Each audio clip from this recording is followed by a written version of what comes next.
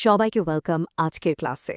আমি তোমাদের লেকচারার, আর আজকে আমরা ডাইভ ইন করব রকস অ্যান্ড মিনারেলসের একদম কোর কনসেপ্টগুলোতে। তোমাদের আপকামিং এক্সামের জন্য এটা একটা আলটিমেট মাস্টার ক্লাস হতে যাচ্ছে, সো খুব মন দিয়ে শুনবে, কারণ আজকের এই স্পেশাল সেশনে আমরা শুধু সেই টপিকগুলোই কভার করব যেগুলো পরীক্ষায় আসার জন্য একদম সুপার ইম্পর্ট্যান্ট। তো চলো শুরু করা যাক। আজকের সেশনে আমাদের সিলেবাসটা একটু দেখে নিই। প্রথমে আমরা কভার করব আর্থ লেয়ার্স অ্যান্ড ম্যাগমা, এরপর ক্লাসিফিকেশন অফ রক্স, তারপর sedimentary and metamorphic rocks, introduction to minerals, classification of minerals এবং একদম শেষে সবচেয়ে ইম্পর্ট্যান্ট টপিকটা রক্স ভার্সেস মিনারেলস কম্প্যারিজন। আমি গ্যারান্টি দিয়ে বলতে পারি এক্সামে ভালো করতে হলে এই টপিকগুলো তোমাদের একদম ফিঙ্গারটিপসে থাকতে হবে। অলরাইট, শুরু করছি আমাদের first section, earth layers and magma. দেখো, পৃথিবী আসলে কি দিয়ে তৈরি সেটা বোঝার আগে আমাদের কিন্তু এর ম্যাক্রো স্ট্রাকচারটা ক্লিয়ারলি বুঝতে হবে। Okay, let's dive into this. পৃথিবীর ইন্টারনাল স্ট্রাকচার বোঝাটা কিন্তু একদম ফান্ডামেন্টাল একটা ব্যাপার। এটাকে আমরা মূলত তিনটা মেজর ভাগে ভাগ করতে পারি। একদম বাইরের যে পাতলা লেয়ারটা, সেটাকে আমরা বলি ক্রাস্ট। এর ঠিক নিচেই আছে বেশ পুরু একটা লেয়ার, যাকে বলা হয় ম্যান্টল। আর পৃথিবীর একদম সেন্টারে যে সলিড মেটালিক অংশটা আছে, সেটাই হলো কোর। এক্সামের জন্য এই বেসিক স্ট্রাকচারটা মাথায় রাখা কিন্তু মাস্ট। এবার আসি ম্যাগমা আর লাভার কনসেপ্টে। একদম সিম্পল কথায়, পৃথিবীর অনেক গভীরে থাকা গলে যাওয়া বা মেল্টেড রককে আমরা বলি ম্যাগমা।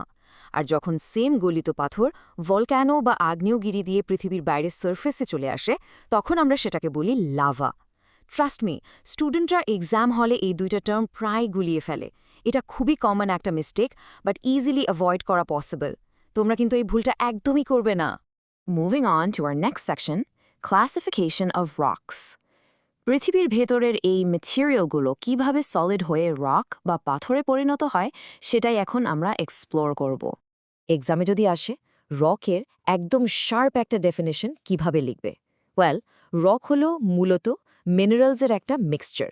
এই মিক্সচার ওয়ার্ডটা কিন্তু তোমাদের নোটের জন্য একটা ভাইটাল কিওয়ার্ড। একটা রকের ফিজিক্যাল আর কেমিক্যাল প্রপার্টিজ কেমন হবে সেটা পুরোপুরি ডিপেন্ড করে তার ভেতরে থাকা মিনারেলসের ওপর।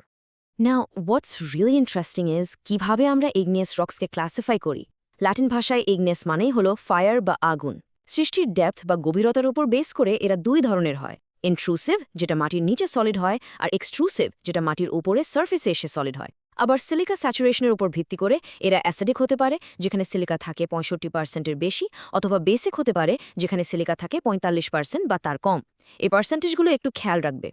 জাস্ট ইম্যাজিন, এক্সট্রিম হিট আর প্রেশারে গলিত ম্যাগমা কিভাবে আস্তে আস্তে ঠান্ডা হয়ে প্রাইমারি রক বা ইগনিস রকে কনভার্ট হচ্ছে।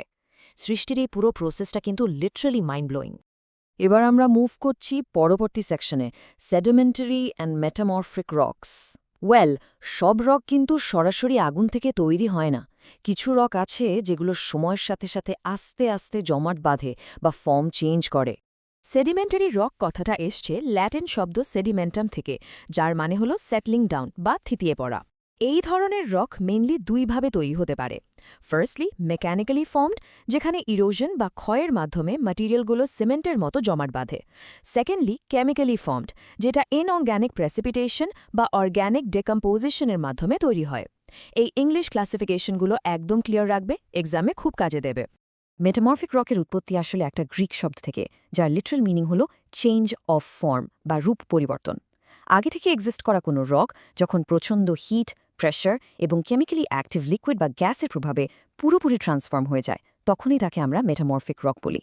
এক্সাম্পল হিসেবে গ্রাফাইট এবং মার্বেলের কথা মনে রাখতে পারো। Let's see how this builds our understanding. Rock সাইকেলের পুরো প্রসেসটা একবার খেয়াল করো।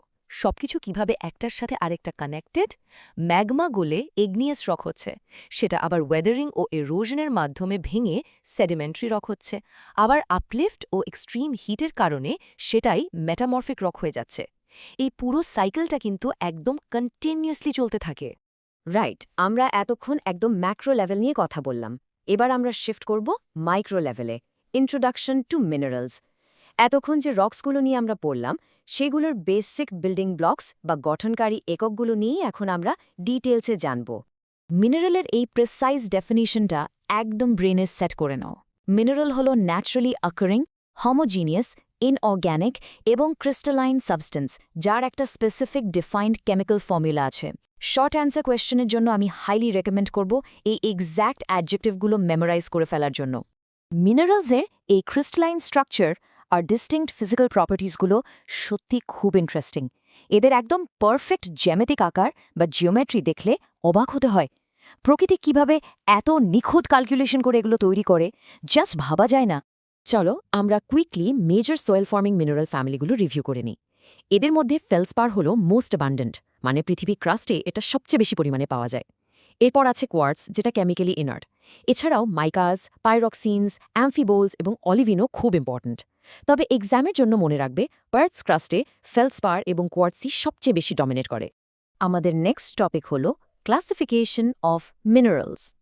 সায়েন্টিস্টরা কিভাবে মিনারেলসকে বিভিন্ন ক্যাটাগরিতে ভাগ করেন সেটা এখন আমরা দেখব। আর হ্যাঁ, এটা কিন্তু এক্সামের জন্য হাইলি টেস্টেবল একটা topic, so pay attention. Origin বা উৎপত্তির উপর বেস করে মিনারেলসকে আমরা দুই ভাগে ভাগ করতে পারি। প্রাইমারি মিনারেলস, যেগুলো সরাসরি ইগনিয়াস বা মেটামরফিক রক্স থেকে ইনহেরিট হয়ে আসে, আর সেকেন্ডারি মিনারেলস, যেগুলো মূলত ওয়েদারিং প্রসেসের মাধ্যমে ফর্ম করে। So the crucial point here is Wuthering কিন্তু এখানে একটা ভাইটাল রোল প্লে করে। স্পেসিফিক গ্র্যাভিটি বা আপেক্ষিক গুরুত্বের উপর ভিত্তি করেও এদেরকে ভাগ করা যায়। স্পেসিফিক গ্র্যাভিটি হল বেসিক্যালি ডেন্সিটির একটা রেশিও। এখানে 2.85 থ্রেশহোল্ড ভ্যালুটা মনে রাখা একদম মাস্ট। 2.85-এর নিচে হলে আমরা বলি লাইট মিনারেলস, যেমন কোর্ডস, আর 2.85-এর বেশি হলে সেগুলোকে বলি হেভি মিনারেলস, যেমন হিমাটাইট বা পাইরাইট। ওকে, আমরা ক্লাসের একদম শেষ পর্যায়ে চলে এসেছি, রক্স ভার্সেস মিনারেলস কম্প্যারিজন। আমি ফ্র্যাঙ্কলি বলছি, আজকের পুরো সেশনের হাইয়েস্ট ইয়েল্ড বা পরীক্ষায় আসার মতো সবচেয়ে গ্যারান্টিড ম্যাটেরিয়াল হলো এই ডিরেক্ট কম্প্যারিজন সেকশনটা। এক্সামে এই ডিফারেন্সটা কিন্তু প্রায়ই আসে। এগনিয়াস রক তৈরি হয় কুলিং লাভা থেকে। এরা খুব হার্ড হয়, এদের কোনো লেয়ার থাকে না, ক্রিস্টালস থাকে এবং কোনো ফসিল বা জীবাশ্ম থাকে না। On the other hand, sedimentary rock স্তরে স্তরে জমা হয়ে তৈরি হয়। এরা তুলনামূলক সফট হয়, এদের ক্লিয়ার লেয়ার থাকে, কোনো ক্রিস্টাল থাকে না এবং সবচেয়ে ইম্পর্টেন্টলি এতে ফসিলস পাওয়া যায়।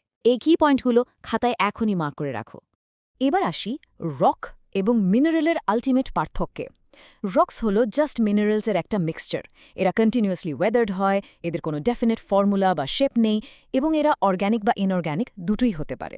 কিন্তু মিনারেলস, এরা এক বা একাধিক এলিমেন্ট দিয়ে গঠিত, ওয়েদারিং খুব স্লো হয়, এদের একদম ডেফিনেট কেমিক্যাল স্ট্রাকচার এবং শেপ থাকে, আর এরা স্ট্রিক্টলি ইনঅর্গ্যানিক। একটা কথা মাথায় গেঁথে নাও, rocks consist of minerals, but minerals are the precise chemical building blocks. তো আমাদের আজকের আলোচনার বটম লাইনটা কি দাঁড়ালো? একদম সিম্পল। মাইক্রো এলিমেন্টস বা মিনারেলস যেমন ফেলসপার, কোয়ার্টস, মাইকা, এরাই কিন্তু একসাথে মিলে গ্রানাইট বা স্যান্ডস্টোনের মতো বড় বড় ম্যাক্রোস্ট্রাকচার অর্থাৎ রক্স তৈরি করছে। It's like a giant puzzle, যেখানে ছোট ছোট পিসগুলো মিলে বড় একটা পিকচার তৈরি করে। ক্লাস শেষ করার আগে তোমাদের জন্য একটা থট প্রভোকিং কোয়েশ্চেন দিয়ে যাই। রক্স যদি কন্টিনিউয়াসলি এই সাইকেল এবং ওয়েদারিংয়ের মধ্যে দিয়েই যেতে থাকে, তাহলে আজ থেকে 1 মিলিয়ন বছর পর আমাদের আর্থস ক্রাস্টের কম্পোজিশন আসলে দেখতে কেমন হবে বলে তোমাদের মনে হয়? ব্যাপারটা একটু ভেবে দেখো। এনিওয়ে, আজকের মতো সেশন এখানেই র্যাপ আপ করছি। এতক্ষণ ফোকাস ধরে রাখার জন্য থ্যাংক ইউ সো মাচ, আর তোমাদের আপকামিং এক্সামের জন্য বেস্ট অফ লাক। তোমরা ফাটিয়ে দেবে।